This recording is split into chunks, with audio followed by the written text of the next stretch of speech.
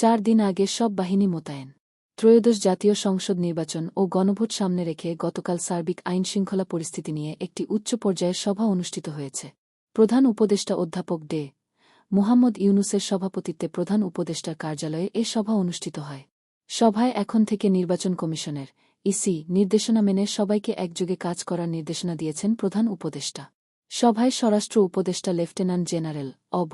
মো.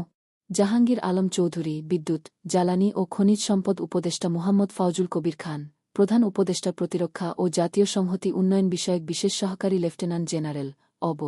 আব্দুল হাফিজ, জাতীয় নিরাপত্তা উপদেষ্টা খলিলুর রহমান, প্রধান উপদেষ্টার ডাক, টেলিযোগাযোগ ও তথ্যপ্রযুক্তি মন্ত্রণালয়ের দায়িত্বপ্রাপ্ত বিশেষ সহকারী ফয়েজ আহমদ তৈয়ব, মন্ত্রিপরিষদ সচিব শেখ আব্দুর রশিদ, সেনাবাহিনী প্রধান ওয়াকারুজ্জামান, নৌবাহিনী প্রধান মোহাম্মদ নাজমুল হাসান, বিমানবাহিনী প্রধান হাসান মাহমুদ খান, প্রধান উপদেষ্টার মুখ্য সচিব এম সিরাজ উদ্দিন মিয়া, স্বরাষ্ট্র সচিব নাসিমুল গনি, নির্বাচন কমিশন সচিব আক্তার আহমেদ, পুলিশের মহাপরিদর্শক বাহারুল আলম, বর্ডার গার্ডের মহাপরিচালক মেজর জেনারেল মোহাম্মদ আশরাফুজ্জামান সিদ্দিকী, বাংলাদেশ আনসার ও গ্রাম প্রতিরক্ষা বাহিনীর মহাপরিচালক মেজর জেনারেল আব্দুল মোতালেব সাজ্জাদ মাহমুদ, কোস্টগার্ডের মহাপরিচালক রিয়ার অ্যাডমিরাল মো.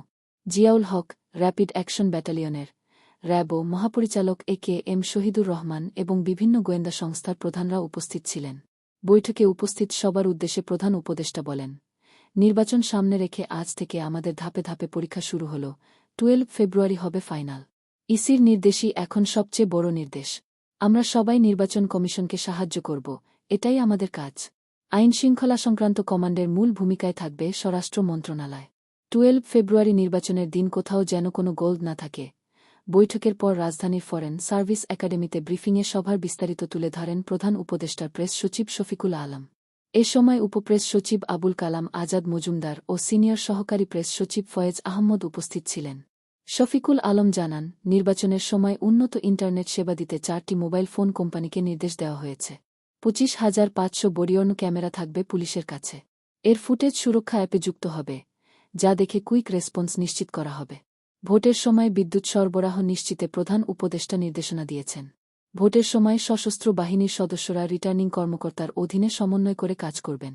এ সময় সেনাবাহিনীর 1 লাখ, নৌবাহিনীর 5,000, বিমানবাহিনীর 3,500 সদস্য দায়িত্ব পালন করবেন। অন্য বাহিনীর সঙ্গে ফায়ার সার্ভিসও থাকবে। আরও থাকবে 500 ড্রোন। পাবনা 1 ও 2 আসন নিয়ে শঙ্কা থাকলেও 2 আসনসহ 300 আসনেই নির্বাচন হবে। নির্বাচনে অংশ নিচ্ছেন 1,842 জন বৈধ প্রার্থী।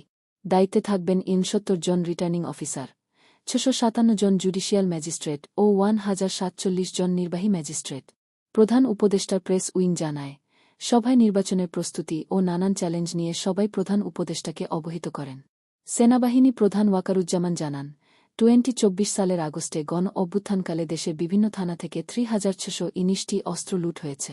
এসবের মধ্যে 2,259টি উদ্ধার করা হয়েছে, যা লুটকৃত অস্ত্রের 62 শতাংশ। একই সময়ে বিভিন্ন থানা থেকে লুটকৃত গোলাবারুদের পরিমাণ ছিল 4,56,418 রাউন্ড। এর মধ্যে 2,37,100 রাউন্ড উদ্ধার হয়েছে, যা 52 শতাংশ। স্বরাষ্ট্র উপদেষ্টা জাহাঙ্গীর আলম চৌধুরী বলেন, সশস্ত্র বাহিনীর সদস্যরা এবার আইনশৃঙ্খলা রক্ষাকারী বাহিনী হিসেবে বিবেচিত হবে। প্রয়োজন হলে তারা ভোট কেন্দ্রের আমিনায় প্রবেশ করতে পারবে। বাংলাদেশ আনসার ও গ্রাম প্রতিরক্ষা বাহিনীর ভিডিপি মহাপরিচালক মেজর জেনারেল আব্দুল মোতালেব সাজ্জাদ মাহমুদ বলেন, এবারের নির্বাচনে প্রিসাইডিং অফিসারের নিরাপত্তা নিশ্চিত করতে সশস্ত্র আনসার সদস্য ভোট কেন্দ্রের ভিতরে অবস্থান করবেন। কাউকে কেন্দ্রের ভিতরে কোনো বেআইনি কাজ করতে দেওয়া হবে না। স্বরাষ্ট্র সচিব নাসিমুল গনি বলেন, পুলিশ ও অন্যান্য বাহিনীর সদস্যরা প্রয়োজনীয় ক্ষেত্রে ড্রোন ব্যবহার করবে। ভোটের 4 দিন আগে সব বাহিনীর সদস্যদের মোতায়েন করা হবে এবং ভোটের পর আরও 7 দিন মাঠে থাকবে। বুধবারই গতকাল মাঠ পর্যায়ের তথ্য 24 ঘণ্টা মনিটরিং শুরু হয়েছে।